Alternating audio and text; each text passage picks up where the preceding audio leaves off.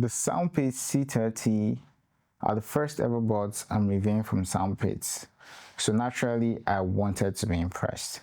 It's got all the bells and whistles for a budget TWS bud marketed in 2026, so high-res LDAC audio support, Bluetooth 6.0, ANC, the whole works. Let's see its spec, maketh buds. First off, the design. Something about how these buds look just takes me back a few years back when I was reviewing buds like the Empow M-Pods. I've got to say, these don't look or feel very 2026-y.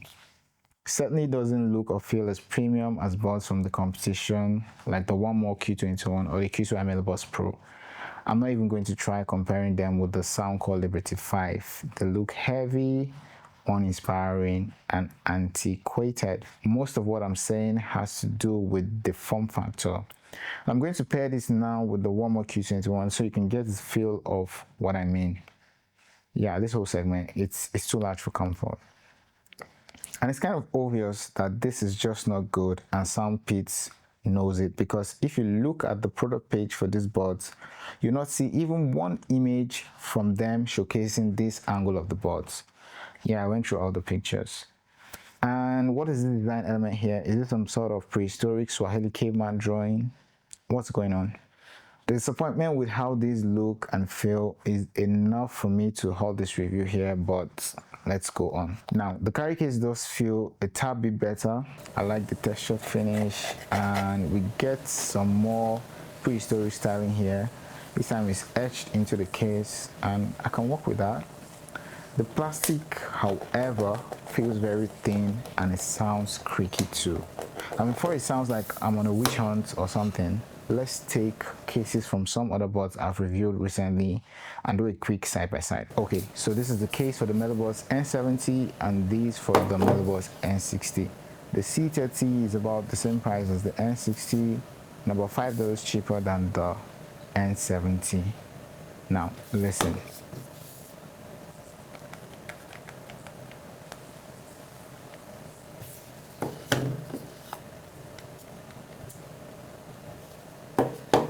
And before you say it's down to the design of the carry case, how they open fully and whatnot, I've got the Halo Mori Pro here, which has the same opening mechanism.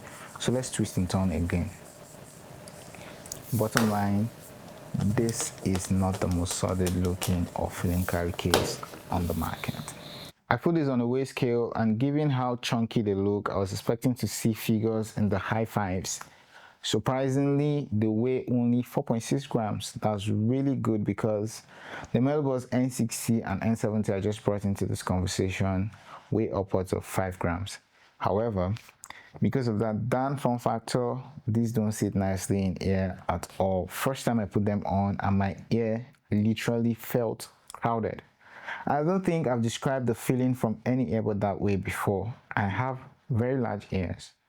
Also, I don't know about you guys, but I don't like how they look on ear too. It's almost as if they're floating, like you've not worn them properly, you've not pushed them in totally.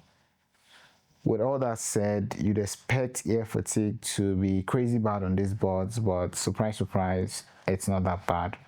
I had them on for almost 4 hours on the stretch, and yeah, there was some discomfort, but was never up to the level of buds like the Melobuds N70. So what do these buds have packed? On the C30, you get support for LDAC audio. It's rated IP55. You also get Bluetooth 6.0, active noise cancellation, and touch controls. So the typical feature list for a bud that's trying to compete in this segment. The notable omission here is fast tech and wireless charging. I'd give a pass for the lack of wireless charging. Budget buds, less than $30, so kind of makes sense. You would want fast tech though. It's on buds like the Melobuds N60, N70, or even the CMF Buds 2A, and it's such a nice addition for me.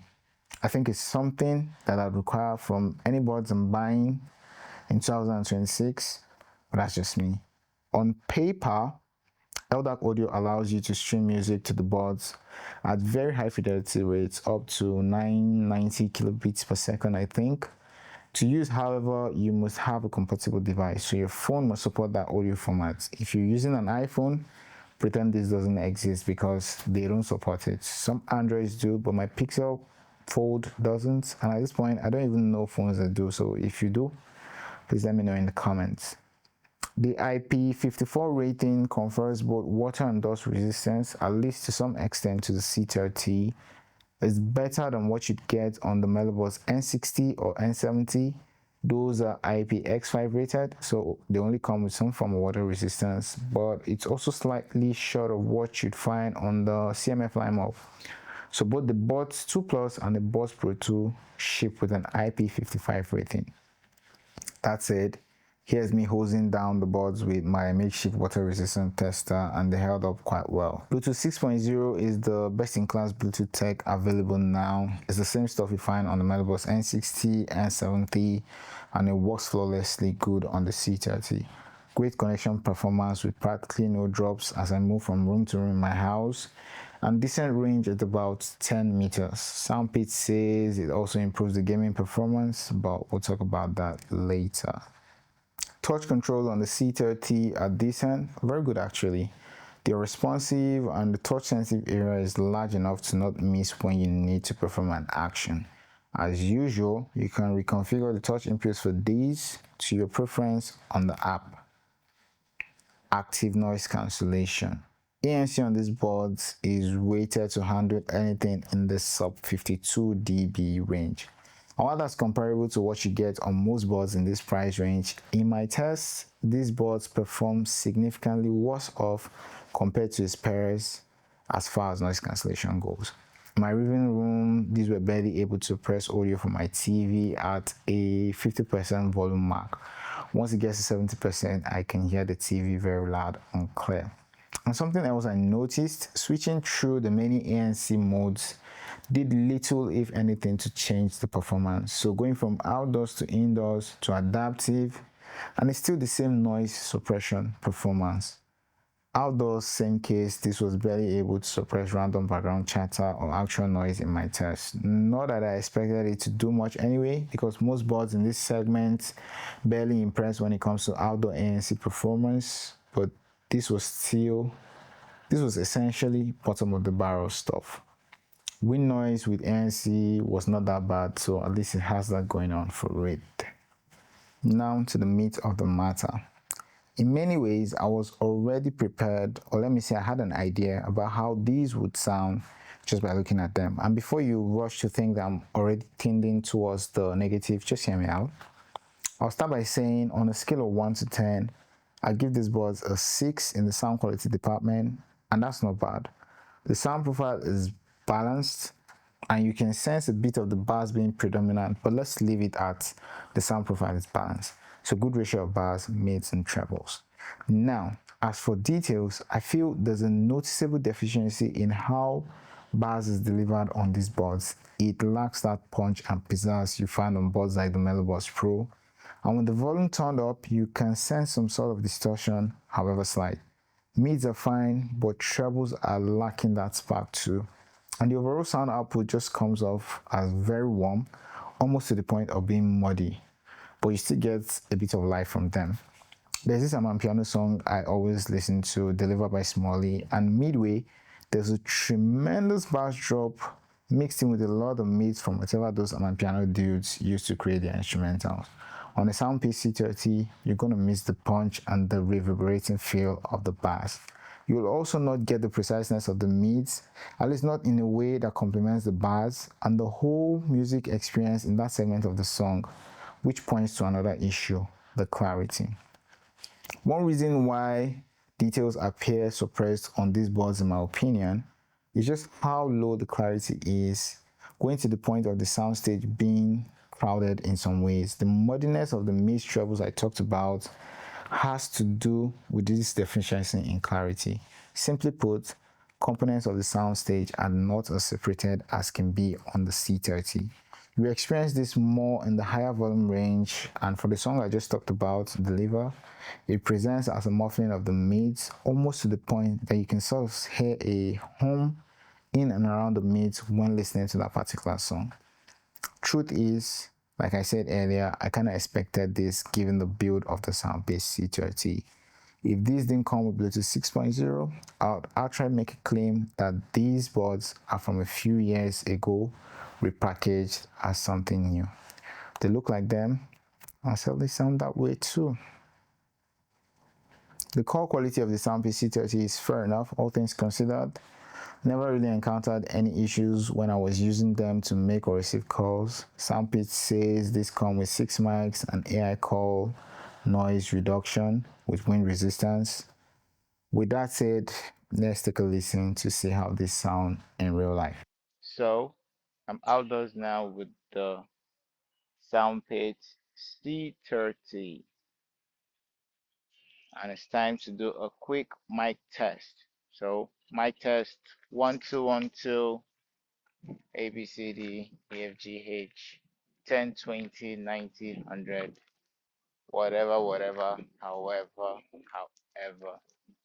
There's a bit of wind going on around me, some background noise from the birds chirping, and I think there's some school kids over there. So with all of that, how do these sound? I think the mic quality is one place where the C30 is kind of okayish, but I'll let you guys be the judge. The Soundpeats app is very typical for a board at this price point. Same layout, practically the same features as what you'd get from brands like QCY or Soundcore. So settings for noise cancellation and EQ, a tab for customizing the touch inputs, a toggle for dual device connection, LDAC audio, and the rest. Now, I really like 2 extra features I've not seen on the app from QCY and the rest: the disable touch function and the drainage function. Disable touch, as you'd guess, deactivates the touch sensitive panel, and it can come in handy in several situations. For me, it's when I'm lying on the couch or on the bed and want to prevent accidental touches. The drainage function works to clear out water from the speakers if you ever get them soaked. Not that I've advised taking these for a swim and soaking them up anyway, but very nice inclusion. There's also the Find My Buds function on the app, and when it triggers, it makes the bud emit a very high-pitched beep, louder than you'd imagine, and it's for those times when 1 or 2 of the buds get lodged somewhere underneath your couch and you have no idea where they are. Another nice touch, there's a direct customer support tab in the app with a link that takes you to their WhatsApp support page. That's really thoughtful, and I don't think I've seen this with any other brand before. As always, my one and only gripe with this app is I have to give my email to these guys before they allow me use the companion app for my cheap Chinese earbuds. Please make it stop. As for battery life, Soundpeats claims these can go up to 10 hours on a single charge and do a whole week with the battery from the case without needing to connect them to a power source. Bold. In my tests, I was able to pull 7 hours of on time with them. That's with ANC on. Not up to their claims, but very good for a board at this price point. If you're a moderate user, you can definitely go a week without plugging this into a power source like they claim. On standby, expect up to 42 hours, which is again not bad. No wireless charging here, but that's to be expected. All that said, what's good, what's bad? What's good? Decent battery life, okay comfort. What's bad? Subpar sound quality, poor design and build quality, mediocre ANC. So, should you buy the Soundpeats C30? These are relics in a shiny new armor. Find something else.